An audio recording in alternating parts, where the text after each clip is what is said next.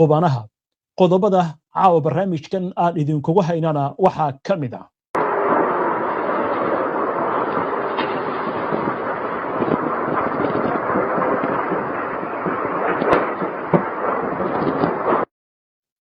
waa ururka xisbullah oo caawa gantaalla ku harqinaya waqooyiga Israa'iil iyagoo garaacay in ka badan 100 kilomitir gudaha Israa'iil iyo xadka Lubnaan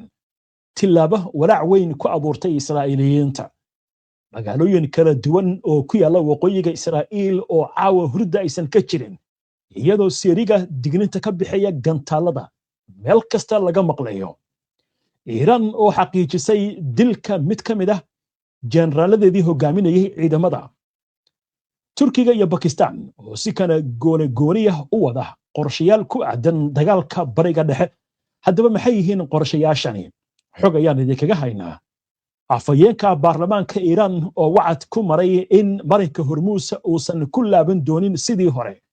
iyadoo dhanka Iiraan ay ka soo baxayaan macluumaad ku aadan in Trump dagaalka uu ku guul dareysanayo kadib markii Israa'iil ay sheegatay in ay qaarijisay Ali Larajani waxaa soo baxaya warar ku aadan inuu waday qorshe wada xaajood Mareykanka lala galo haddaba ma Israa'iil ayaa diidan wada xaajoodkaasi oo sidaas ku dishay Israa'iil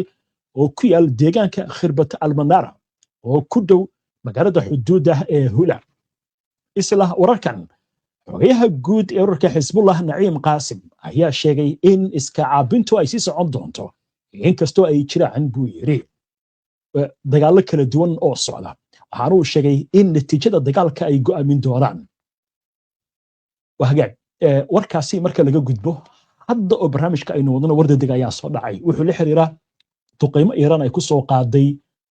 Israa'iil aynu eegno warkan oo iminka intii barnaamijka ku jirnay warar ay ka soo kordheen waxaa la soo sheegayaa in laga maqlay Siiriga digninta ka bixaya gantaalada deegaano kala duwan oo ku yaala bartamaha Israa'iil sidoo kale waxaa la sheegayaa in magaalada Beershacba ee dhanka koonfureed laga maqlay gantaaladaasi iyo sidoo kale aaga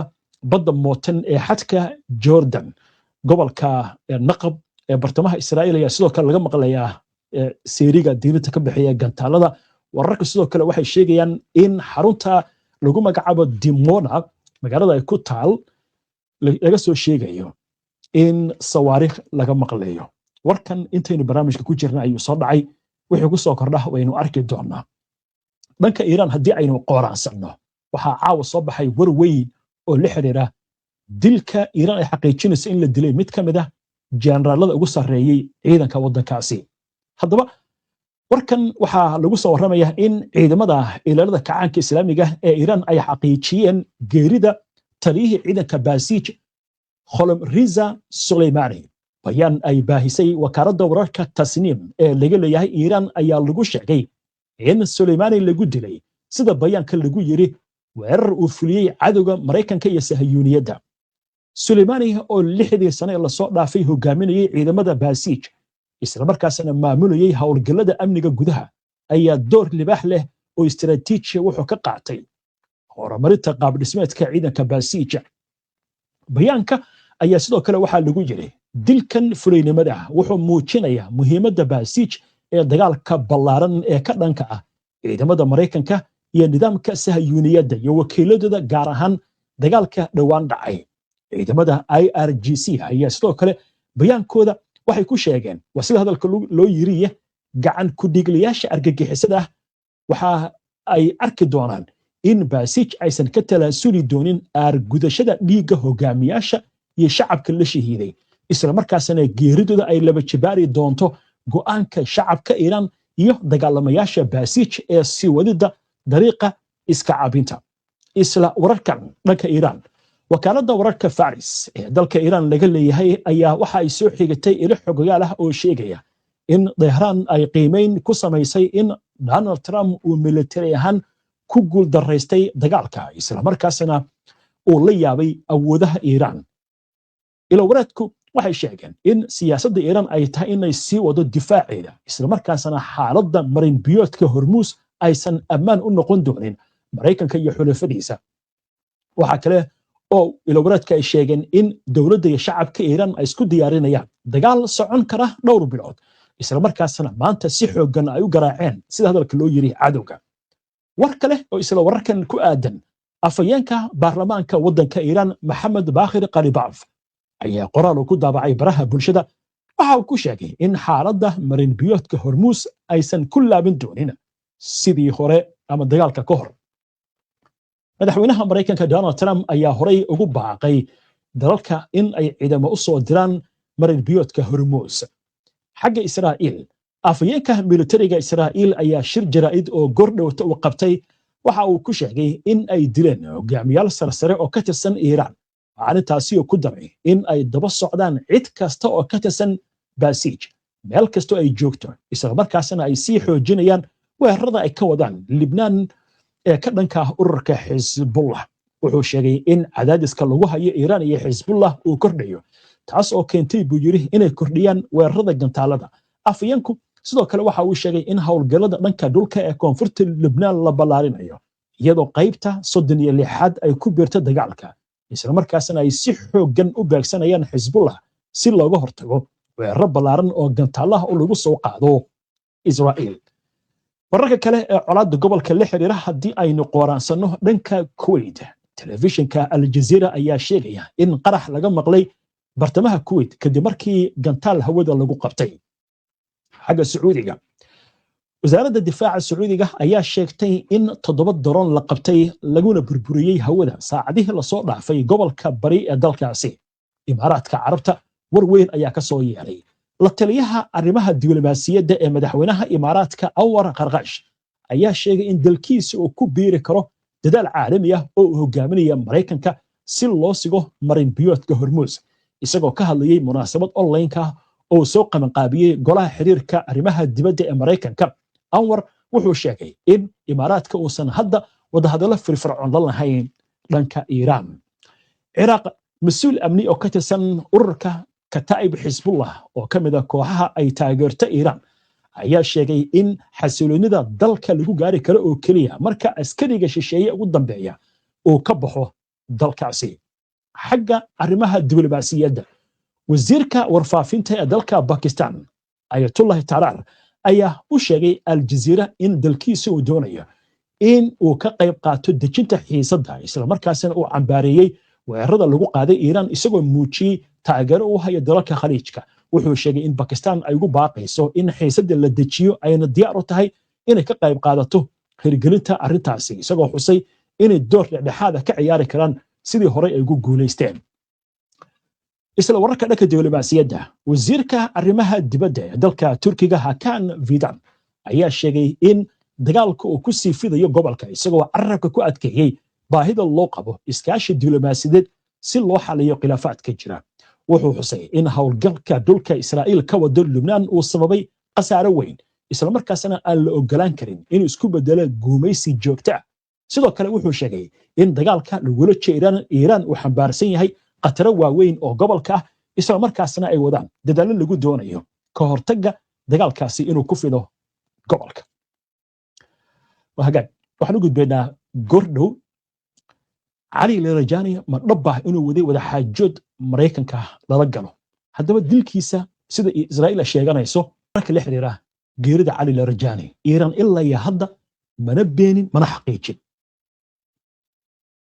laakiin Iiraan waxay ku dhawaaqday sida warka aad kula socoteen dilka Soleimani oo ahaa madaxii ciidamada Basiij haddaba waxaa soo baxaya warar kala duwan oo la xiriira dilka Ali Larijani wararkan qaarkood waxay leeyihiin wada xaajood ayuu kula jiray Mareykanka oo wuxuu bilaabay in laga wada hadlo arrimaha dagaalkan sidii lagu joojin lahaa haddaba arrintan ma Israa'iil baraali ka ahayn maxaa yeelay ninkan waxa leeyahay waa ninka gacanta ku hayay faylasha wada hadalka nuclearka ilaa 2007 ayuu arrintani maamulayay arrinta kale waxay tahay dhanka Iiraan laftigeeda waxaa ka jira koox aad iyo aad u mayal adag oo ka soo horjeeda inaba haba yaraatee waxa wada xaajooda in lala galo Mareykan iyo cid walba isla markaasna doonaya dagaalka la sii wado haddaba aynu eegno war amuurtan la xiriira iyo waxa laga qoray وهجاج إلى حقوقها أيا وحال ليه waxay u sheegeen shabakada Axios ee Mareykanka laga leeyahay in xogayaha golaha amniga qaranka ee wadanka Iran Ali Larijani oo Israa'iil ay sheegatay in lagu dilay duqeyn oo kamid ahaa dhaqdhaqaaqyo riixaya in la bilaabo wadahadalo nabadeed oo lala yeesho Washington xilli garabka ka soo horjeeda ee uu hogaaminayo gudoomiyaha baarlamaanka la sheegay inay ka soo horjeedaan wax wadahadal ah in lala galo Mareykanka shabakada Axios ayaa waxay soo xigatay sarkaal Israa'iili ah oo sheegaya in Larijani uu ahaa qofka ugu dhow ee lagu kalsoon yahay marka loo eego hogaamiyihii la dilay ee Iran Ali Khamenei isla markaasna Israa'iil ay ka go'onayd in asagana la dilo balse waxa intaas lagu daray in saameynta Larijani ay hoos u dhacday tan iyo markii la doortay Mujtaba Khamenei kaasi oo bedelay aabihiis maadaama Larijani uu taageerayay musharaxiin kale oo si hadalka loo dhigay shabakada Axios waxay sidoo kale ka soo xigatay saraakiil Israa'iili ah oo sheegaya in Larijani loo arkayay hogaamiyaha dhabta ee Iran 10 maalmood ugu horreeyay dagaalka Mareykanka iyo Israa'iil ay ku qaadeen Iran saraakiisha ayaa waxay taasi ku dareen in Larijani lagu bartilmaameystay guri ammaan ah oo ku yeel Tehran kaliya waxaa la sheegayaa in halkaasi uu tagay saacado ka hor intaan la beegsan taliyaha ciidanka Basij ayaa isna ka mid ahaa xubno kale oo ka mid ah dad halkaasi ku dhintay ra'iisul wasaaraha Israa'iil ayaa ku faanay dilka Larijani isagoo sheegaya in Tel Aviv ay ku sii soconayso sii wadista beegsiga nidaamka Iran militariga Israa'iil ayaa waxa ay ku dhawaaqeen dilka Larijani iyo Soleimani inkastoo Iran ilaa hadda aysan xaqiijin oo arrintan aysan si dhab ah uga hadlin waayo haddaba arrintan waxa leeyahay dhinac waxay noqon kartaa Israa'iil oo ka soo horjeeda ninkan wada hadalka uu wada iyo waxaas iyo Mareykanka inuu wada hadal la gala Iran sababta Mareykanka laftigiisa wada hadal bay bilaabeen waxaan idin soo gudbin doonaa mar dhow sheekada ku xigta aan idinkugu haynaa mas'uul Amerikaan oo xaqiijinaya wada hadaladaas inay jireen laakiin waxa leeyahay arrintaas ay u badan tahay oo Netanyahu wuxuu diidanaa in wada hadal la galo sida qobarada sheegayso arrintan la xiriirta in la yiraahdo asaga iyo waxa iska soo horjeeda Mujtaba Khamenei iyo gudoomiyaha baarlamaanka oo aad u taageersan dagaalka in la sii wado waxa laga yaabaa in Iiraaniinta dhexdooda la rabo in laga dhex abuuro madmadow iyo shaki niman Ali Larijani mashimaya ma aha leeyahay oo maamarad u dhigaya haddaba dhanka Mareykanka aynu eegno warkan la xiriira in wada hadal ay jireen arrintan ayaa waxa lagu soo waramayaa in uu ka hadlay mas'uul sare oo Amerikaan ah kaas oo sheegaya in ay jireen wada hadallo arrimahani ku aadan oo lagu soo waramayo inay ku aadanayeen xaaladda dagaalka haddaba Brian Mast gudoomiyaha guddiga arrimaha dibadda aqalka wakiilada ee Mareykanka ayaa u sheegay telefishinka Al Jazeera in ujeedooyinka dagaalka Iran ay cad yihiin ayna doonayaan in la baabi'iyo awoodda dhanka nuclearka ee waddankaasi wuxuu kaloo sheegay in ay tahay markaasi arrin saacadii ugu dambeeyay la doonayay in wada hadalladu ay qayb ka noqdaan arrintan wuxuuna sheegay inay jireen wada hadallo dadban oo ay la leeyihiin Iran waa si hadalka uu dhigay warkan dhanka Iran lagama cadeyn karo